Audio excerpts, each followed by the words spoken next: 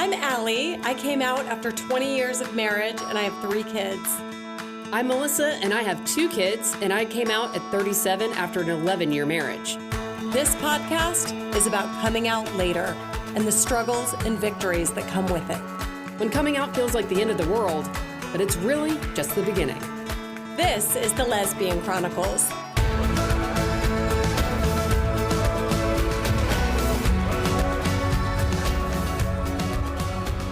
Welcome to the Lesbian Chronicles. I heard your episode last week and you did it. Yeah, I did. I was solo. It was a little awkward. I know, I hate recording by myself. That's why I always recruit someone. I know it is tough, but it's kind of shocking sometimes. I'm like, wow, I really do. Like, I can sit there and talk to myself for 20 minutes. It's actually really a positive. It's like, you know, when they say, like, I think of myself as a very confident person.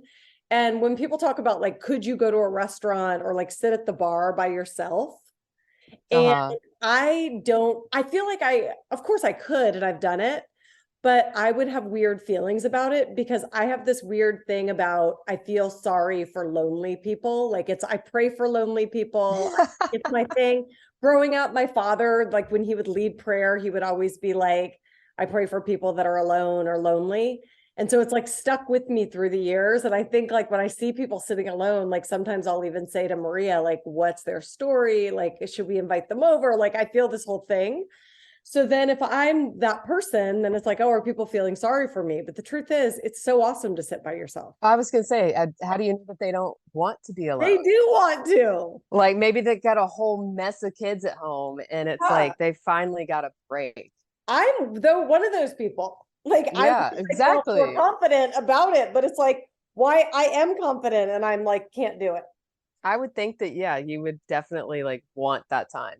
Yeah, I will. Like when I walk into my office at work and I shut the door and I'm like in there, I feel this sense of like, I light my candle. I love it. Like I like to be alone. Like that's your alone time. Yeah. So it's like, I don't know why I just can't be alone in public. I can't be alone in public. Oh my God. It's embarrassing, I guess. It's so embarrassing. I don't really feel that way. I don't know. No, you shouldn't. It's ridiculous and silly. But we have kind of a big episode today, my friends. It's number 200. Is that unbelievable? I like, honestly, I can't, like, if I really sit here and think about that, I'm like, holy shit, that's insane. I know, like there are podcasts that I really, really love and I listen to every single week, and they're not even at 200. Yeah, it's wild. Yeah, we're committed. That's for sure. We are committed. Like, we've gotten to 200 because we have published almost every single week since we started in June 2019. That's right. So and it's just like I remember when I told you that my dad said the reason why people fail is because they can't keep their foot on the gas. Most people with anything they do, they can't keep their foot on the gas long term. It's why people struggle to start companies. It's why, because it's hard to stay motivated and keep doing it. And we really have kept our foot on the gas. We have, for sure. Even in the weeks where it's like, oh, like, I don't know, like if I have time. Yeah. Like we carve out time every time. It's true. So I enjoy it. I do too. Like, honestly, like it's kind of funny that we even started doing this, because if I really think about, like, initially when I graduated from college, I was thinking that I wanted to be like a radio DJ, like morning show host. Yeah. And then it's like, oh wait, like it took me a while of doing this to realize like that's partly what we're doing. It's kind of like this topical, thing that we do. So it's interesting to see that like dream of mine being fulfilled in this way. Yeah. In a way that's like actually helping people. We're not just annoying morning show radio DJs. Answer. No, I totally agree. I hope we do another 500 episodes. Yeah. I mean, we're in it. We're in like, it. In it for people the are still listening. People are still listening to me talk to myself for 20 minutes about dating. So it's really good. Actually, oh my God, I'm so glad you brought that up. I have a couple rebuttals. Okay. Like, as I listened, I was like, wait, what? Number one, the flowers thing. Like, I think you 100%. Like, I love that people get flowers. Maria got on the first date. First date. Maria. But you guys had met in person before. We had met in person. But I'm saying think there's something so loving and tender about that. But like first, like meet up, like talk to someone on an app for like a few days, and it's the first time meeting, you're bringing flowers. Well, not necessarily, but I guess I'm saying that if someone did, to me, it's preparedness, it's prep. It's like, wow, like that was so thoughtful. Yeah. Like I don't see it. And if somebody didn't feel, if I showed up with flowers and someone didn't, they were like, oh, that's weird that she showed up with flowers. I'm kind of like, well, you're weird. Like I don't know that I would think it was weird, but I would think like it's kind of presuming a lot. I don't know. Date. Yes. I don't know. I have like a massive wall up when it comes to those first dates meeting on an app. Like, yeah, I'm walking in there with like body armor on. That's fair. And I haven't done the app things to meet someone like that, but I guess I feel like, to me, there's something like vulnerably tender about someone showing up in the way that's like, this is a romantic date. Yeah. I don't know what's going to happen, but I liked you enough on the app. Like, here I am with my flowers, is like, wow. Like, to me, it's confident. It's cool. Like, I remember Maria showing up, and this is actually really funny. She showed up with these flowers that were like gorgeous flowers wrapped in like the paper, you know, like with the rib, like the bow tied, like recycled paper, like they were so beautiful. And we get up there and I don't know her that well. So I'm kind of like fumbling around with what to do with like, am I cutting the stems and like putting them in a vase while she's standing here? And we're making conversation, but I did.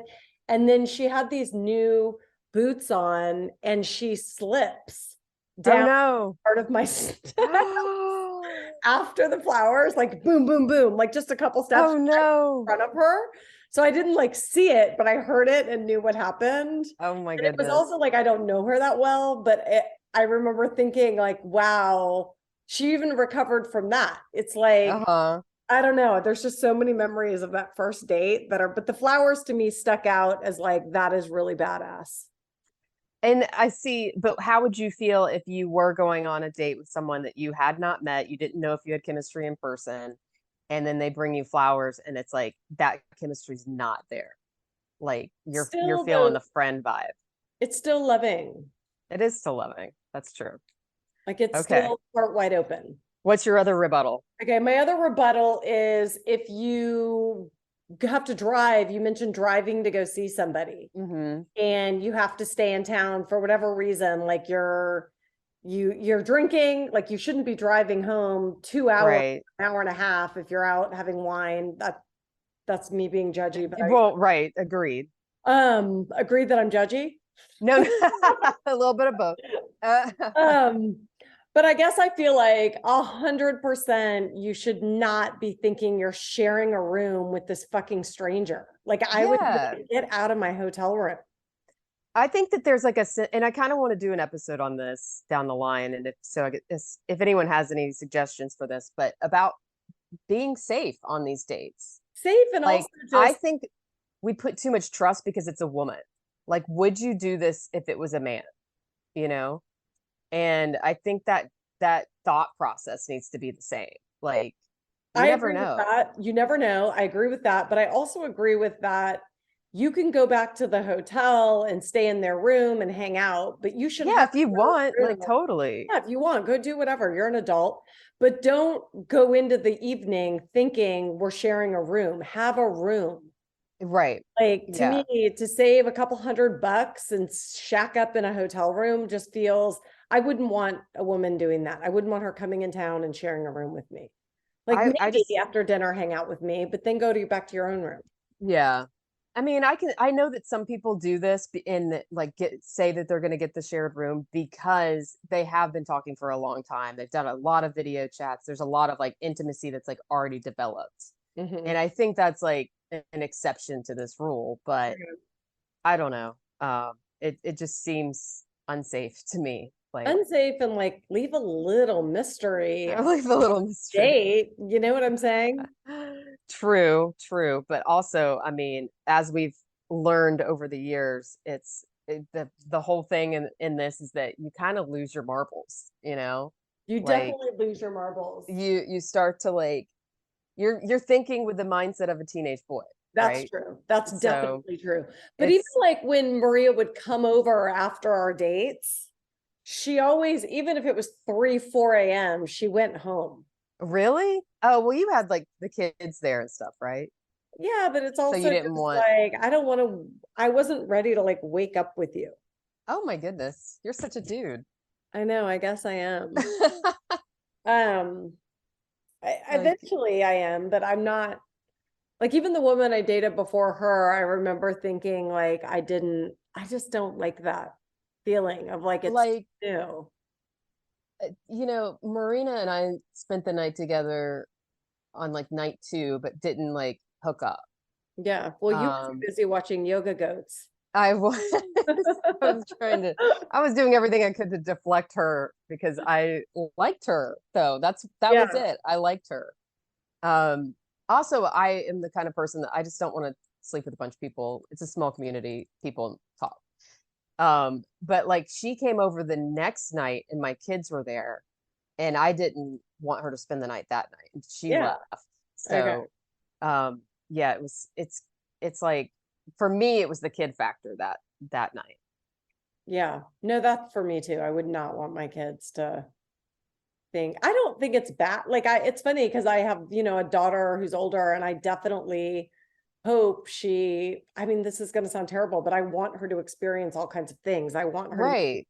guys and hook up with them and see what she Mm-hmm. likes, doesn't like. Don't wait around for some man. Like I'm definitely into her doing that, but I don't necessarily want her. Maybe it's because I'm protecting her from feeling awkward around it. Yeah. Well, All of I them. think that's just it. It's like things were so different when we were younger. Like, you know, guys were hailed as being like badasses for hooking up with women, Yeah. multiple women. Girls are looked at as sluts. And I think that perspective has definitely shifted. It's like sleep with whoever you want, Stick with have, whoever you you know, want. do Yeah. what you want to do. My whole thing is just be safe, you Yeah, know? totally. Totally. Like don't set yourself up to be physically harmed or emotionally, you Yeah, know? for sure. It's definitely easy to fall further into a like relationship that maybe you shouldn't be with if like sex is on the table quickly. It's so That's one true. thing I've learned. We were saying before this, we should talk about how things are different today versus when we started the Yeah, podcast. right. And yeah, it's like there's so many things that I've kind of like learned over the years of like since coming out. Like if you sleep with someone too quickly, you're gonna find yourself in a big mess, you know? Yeah, let's talk about I think that's really important to talk about. Like 4 years later, looking back, it's been 200 episodes to the women we were sitting in the closet doing the first episode. So much has happened in our lives over the last couple of years.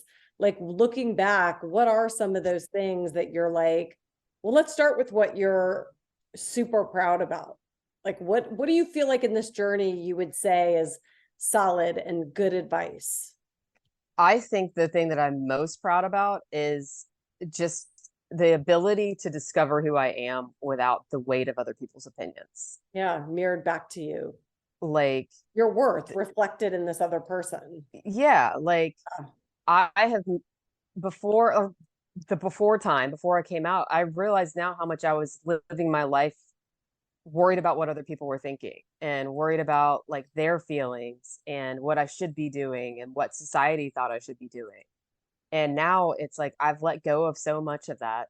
And we've talked about this before in recent episodes, but it's like it's really me realizing like this doesn't really have anything to do with like romance, sex, dating. It's more of like finding me and like doing the things that make me me, And not in you a know? cliche, be you. It's not that. It's more No. digging in and saying what makes me feel good, not What makes me feel having good? to What do I work. like to Yeah. do? Like what scares me and what holds me is like holding me back in life that I'm afraid to do. Like, you know, stand up, Mhm. acting, writing, all of that. Like these are all things that I kept in a box because it didn't feel right for other people to see. Yeah, like I'm not good enough. I'm not talented enough, or maybe I'm not educated in that way. I don't have a degree in this, so Yeah, I can't do that. right. All Yeah. of that. Yeah. And then on top of that, it has been a journey of figuring out how to navigate dating and how to be a good partner. You know, like having dated men my whole life, I didn't know what it was like to like actively listen to someone and to kind of reflect back on like my own actions and how they're impacting my partner and really having deep conversations. You Yeah. know, I knew my ex-husband in a very deep way, but we didn't sit there and talk about our emotions, you No. know? Like if And it's like, something was going on, it was just shoved under the rug. or just not important enough for him to bring it to the surface. So it wasn't important enough for you to dig in. Yeah, exactly. Yeah. And maybe he, I would say that about my ex too. Like he only now has that level of depth of like, that's hurting me. Like we have a lot of conversations after the fact now that are deeper than we had when we were married. Mm-hmm. And I Yeah. often wonder if like he's also in this journey finding things out. Like he'll say things to me now, like that really hurts me or that hurt me. He would have never said that when we were married. Same thing back to you though. Like what do you feel has changed within you over the past 4 years? Yeah, I guess I would say that kind of like you, like I look back at who I was and it was definitely a reflection. Who I was a reflection of lots of other people's what I should be, what my parents thought, what even my sister or, my husband, my friends, like I was reflecting back what they wanted me to be in many ways. And I found some joy in that. Like I wasn't a miserable person, but I think I'm proud of that now. I truly am. I'm exactly who I I am. Like I care less what people think. I show up how I am. I don't this is like totally random, but it's reminding me the show Succession, I'm like obsessed with. It's probably my favorite show. Maybe I would love to watch it, but my HBO Max account or Max or whatever it is, or Marina's, it's not mine. It won't let me log in ever since they what? switched over to the new thing. Yeah, like the accounts like disappeared. So, Okay, so but good. so don't But spoil it because I I do want to won't watch spoil it. it. I But won't spoil it. But there's a character on that show named Shiv who like definitely her whole being is like wrapped up in how these men have defined her, starting with her father, who she chose to her husband, her brothers. There's a business guy that they end up, it's so complicated, but when you watch it, even her relationship with him is like she's defined by these men. And it's just kind of reminded me of like you can go your whole life that way. I mean, that it's very easy to do because your upbringing, you do it so long, it just becomes you. Until you start shedding all that stuff. And then you say, like, God, I want to be with women, or I want to wear this outfit, or I don't really want to be a physical therapist anymore. I kind of want to design houses. I kind of think I can do this, to your point. Like, I want to try this. I may not have a degree in it, but I think I'd be good at it. It's easier to keep your foot on the gas when you love it and you're who you are. So I guess I feel like I'm proud of that, but I'm also really proud of, I said 4 years ago, 5 years ago, that my relationship with my ex-husband is paramount for me. Like I won't let anyone come in and destroy that. My catalyst would have hated him, would have loved to see that implode. And I feel like I've stayed true to that. I stayed true to my commitment to that family, him, the kids, and I have a partner now, and we all are, together. And there's moments that are really difficult, but I don't feel like I ever sold him out or sold out the promise I made. Yeah, I think that's a great point. Yeah. Yeah, I stayed loving. I did a lot of things I regret in that process that I would, that I'm mad, I cringe when I think about it. But in the end, I stayed true to that promise. And I think that's a really important part of this is, and like the thing that I hear a lot is the guilt that you feel Yeah. of like you've left this person who was Yep. so important to you, is still so important to you. Right. And how that guilt just, I mean, it still pops up for me. Like I For feel me bad, too. even though he's moved on, even though he has a Yeah. partner and seemingly happy, Yeah. it's still like a little bit of like, oof, like It still is like a gut punch Totally. when you really think about it. But it's also taught me to like not live my life for other people's feelings. So true. Don't do the shiv thing where you just like you're reflected back in what these people expect. Yeah, like and if you sit here and you really think about it, like do I expect anyone's feelings in my life to like shape who I am? Like Right. anyone's actions? No. Like Right. if, my partner wanted to leave me tomorrow, that would hurt and it would suck, but it would also be my thing to cope with. And why would I want to be with someone who doesn't feel truly like at home and see a future with me? And I think that's a hard pill to swallow for It people. is. And I think life is long. Like you don't want to settle in with the wrong situation. I mean, they say 80% of your life's happiness is wrapped up in your who you choose. You don't have to have a partner, but if you do choose, you want to make sure you're true to who you are because it's defined so much of your experience. Life is long, but life is too short to It's that, yeah, be mediocre, to be true. living mediocre. Yeah. Doesn't mean that every day is happy. Yeah. I still have really hard days. I also want to, Right. you were talking about like not living for other people. And I think that's so important. And I think it's also important to say that there was something I sent you that was about basically when you're really authentic, or maybe I sent it to the kids, really authentic people don't have huge circles of friends because the more authentic you are, the smaller your group is, your circle. And Yeah. I think that's such a good point. It's like when you see people that are just like these gregarious, everybody loves them, friends with everyone, you can almost be sure there's a lack of authenticity there because 100%. yeah. Like it's a great thing to have a lot of friends, but when you have a lot of friends, it's really difficult to be close to even one of them and really truly have a deep friendship. Yeah, and be an authentic human. Your circle's tight when you're truly authentic because there's And not that many people that appreciate it. I guess that's another thing that I've learned is there's a big difference between friends and acquaintances. So true. Like there's a lot of people that I've met over the years that I thought were like friends. And then I've come to realize over time, no, those are just acquaintances. Yeah. Like they Yeah. don't really know me and they don't really want to know me on a deeper level. No, So, and that's fine. right. Like, I think that's kind of where the whole building community thing gets a little like complicated because you do want to have a good community built Right. up. And everybody But doesn't need to be your best friend. You need right. acquaintances are great. You walk into a room, hey, Jenny, good to see Yeah. you. It's a good thing to distinguish between those two things. Like, is this a person that I'm, seeing out at events and saying hello to? Or is this a person that I'm calling and saying, hey, like I'm going through a really hard time? Yeah. Or are they calling to check on you? Yeah. Like, Like, do I trust them with this information? yeah. Yeah.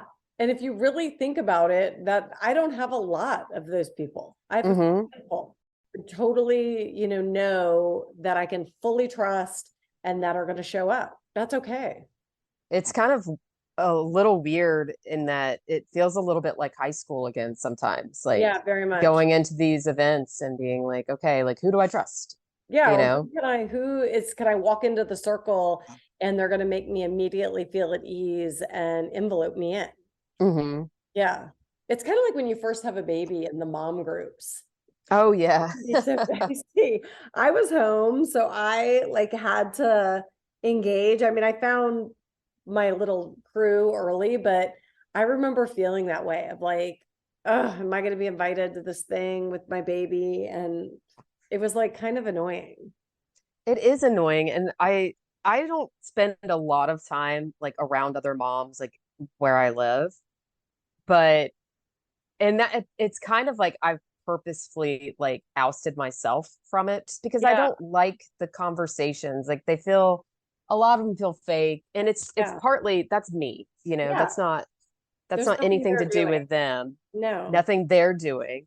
But it's just kind of like that's one thing that's kind of changed about me is I just have let go of like that care of like having these mom friends. Yeah. Um, I'll do the surface level conversation with They're them, but acquaintances. yeah, Acquaintances. Exactly. Yeah, I want to show up at Reed's soccer game and have a few people to sit next to and say hello, but I'm not going to call them up on a Saturday night to have dinner. Mm-hmm. Yeah, and Yeah. that's just fine with me. So I think that, yeah, that's a really good point, is like distinguishing friends versus acquaintances. Who can you really like, who are your solid people when things go wrong? Because they will go wrong when things fall apart.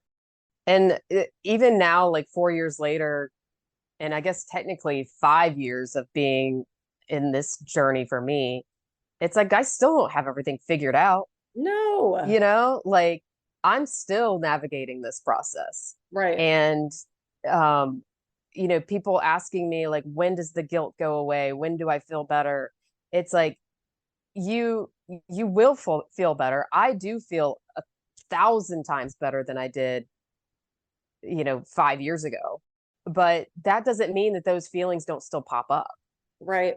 Like it doesn't mean that it's just kind of like a different way of living, but I do find comfort in knowing that I'm living like more authentically and I don't feel like I'm going to die every day.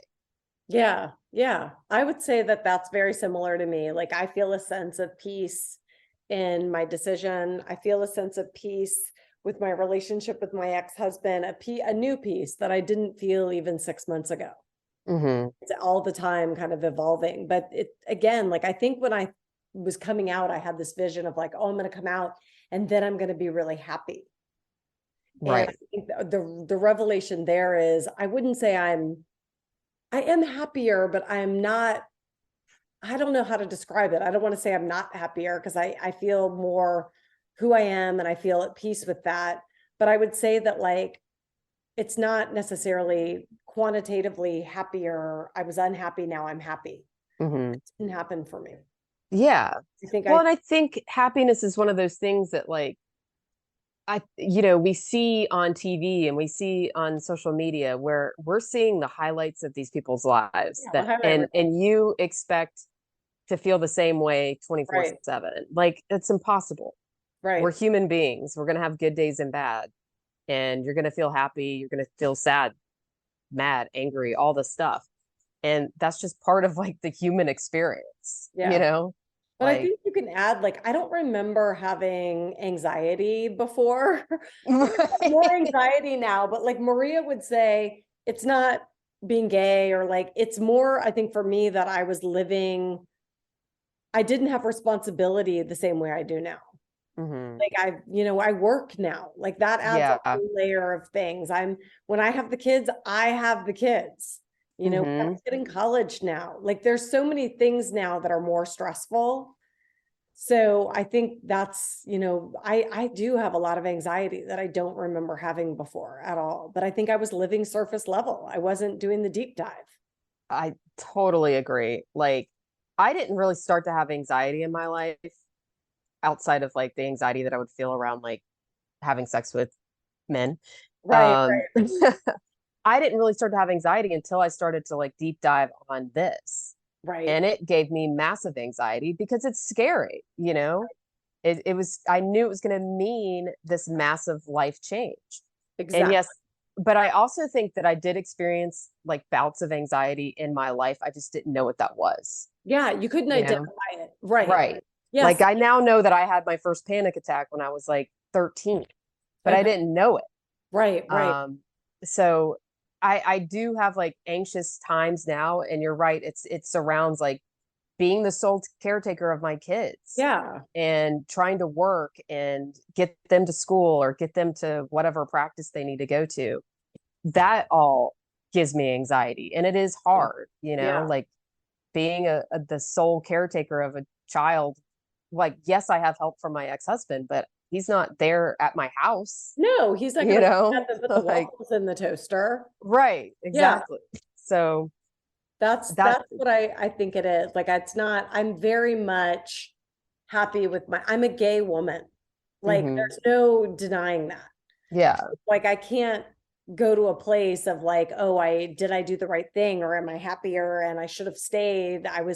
It's I am who I am, and I think I'm always striving for things that fill me up in a way now that I wouldn't have before, because I didn't even have it was almost like I was living in the shallows.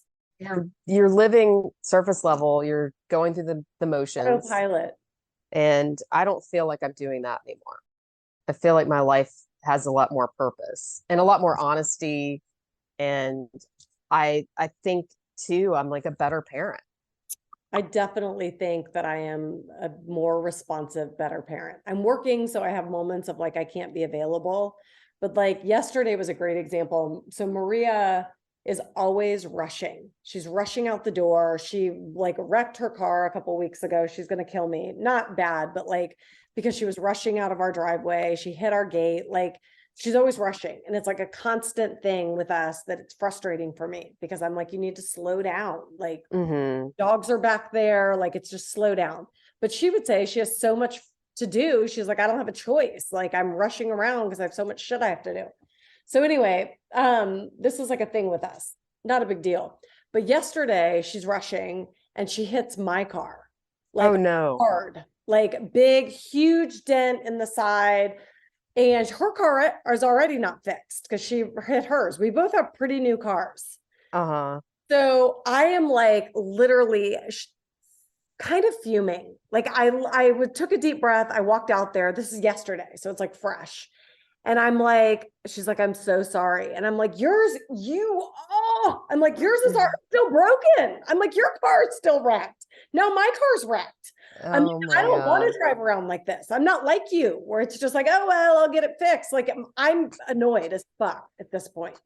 And Oliver's watching this whole thing. And he also like thinks of himself like me. Like, he and I are very similar in our, like, we wouldn't be wrecking the car. Likely, like we wouldn't even be in this position. We wouldn't even be in this position. So I'm like losing it, and but I'm also like then trying to like say to myself, I know it was an accident. I'm so sorry that you're rushing. Like, how can I help you?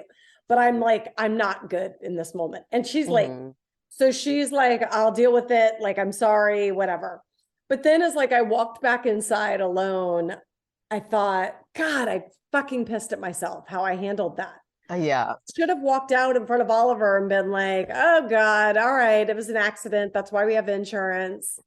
Yeah. I ended up like calling him and saying, I'm sorry. And it ended up being fine, but I was so mad at myself in that moment. And I think before I would have just let it go and like let be a bitch and not say anything. Yeah. I definitely called them in the car and was like, I am so sorry. It was a total accident. I should have been helping you more. So that you're rushing out the door. Right. That's a huge thing to be able to do. And it only took me 10 minutes. Like, I wasn't even, it was like right away I called. Yeah. And I find myself kind of doing the same thing, like something spills or like, whatever. And I think before I would have been like way more reactive. Yeah. And now it's kind of like, okay, like that's a thing that happened, like that's annoying, like let's clean it up. And I notice that my kids are like way calmer about stuff. Like when that sort of thing happens, they like mirror my reaction. Right. Like everybody talks about how like low key and chill my kids are, and it's because like I'm not being like super reactive to things that aren't a big deal. Yeah. God, not. Yep. Like, you are super chill. I am not. No one would describe me as chill. Like, I want to be. It's a skill for sure, but also, I mean, I just don't want. It takes so much energy to be like upset about things. I know. Like, so how do I get like you? Give me that advice. You take a beat and evaluate like what just happened. Is everything in my life fucked right now? Or can I take a few minutes and clean this up? And I've had to be dealing with that a lot with the dog lately. So much destruction. Made some sort of mess or whatever. And it's just like, fuck, like I want to kill this dog right now, but I'm not going to. But I got the dog. I knew what I was getting into. She's a puppy. This is part of it. No, I'm with you. I think that is a skill I need to work on, but I will say that I am more reflective on how it makes other people feel when I don't want to be the scary monster that nobody wants to fuck up in front of. Right. Like, exactly.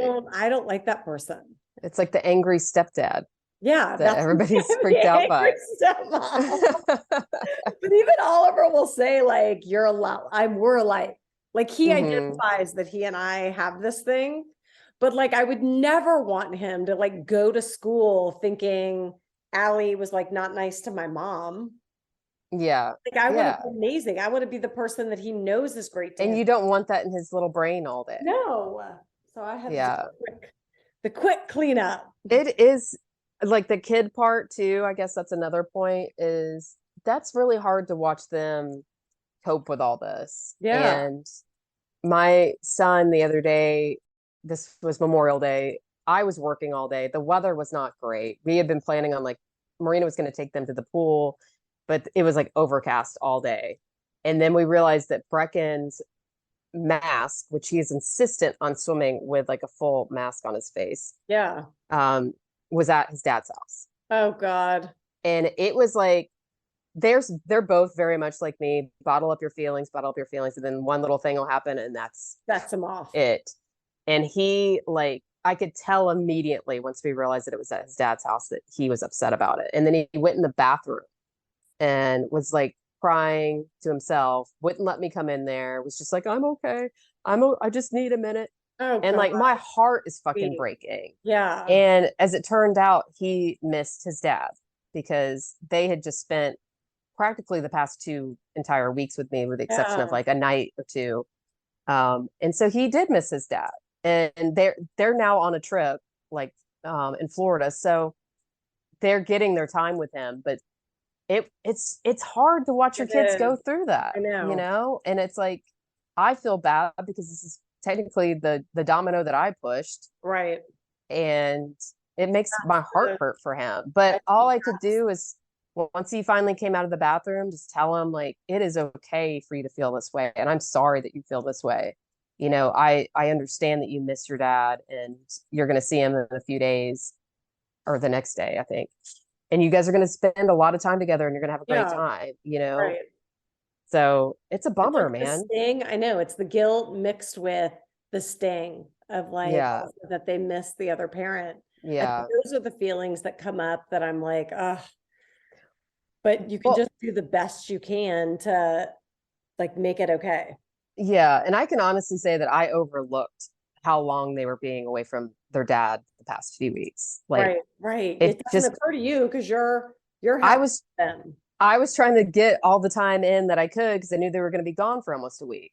Right. So it's tough. It sucks, but you know. And then there's those positive moments though that you look back and you're like, but the kids are all right. They are. They're having a great time right now. Yeah, and they're texting me, they're calling me. And then they'll come back to you and be equally. Yeah, exactly. I want to mention though, before we close out, that a listener emailed us, Shannon Ronan, who wrote a book called Coming Out Together. And it's just different stories, all different ages, all different kinds of people. They're coming out, struggles, victories, all the things. So I think if people are looking for a resource, this is likely a really happy one. Yeah, I'd love to read that. That sounds amazing. Coming Out Together, Shannon Ronan. Look it up, find it. Maybe we can post it. Yeah, awesome. Cool. All right, well, have a good one. All right, happy 200th and happy Pride. Yes, happy 200th and happy Pride. Want to support the Lesbian Chronicles podcast? Rate us and write a review on Apple Podcast or Spotify. We love listener feedback. If you'd like to share your story, email us at melissaandallie@gmail.com. That's Melissa, MELISA, and Allie, ALLI, @gmail.com. Or follow us on Instagram at Lesbian Chronicles.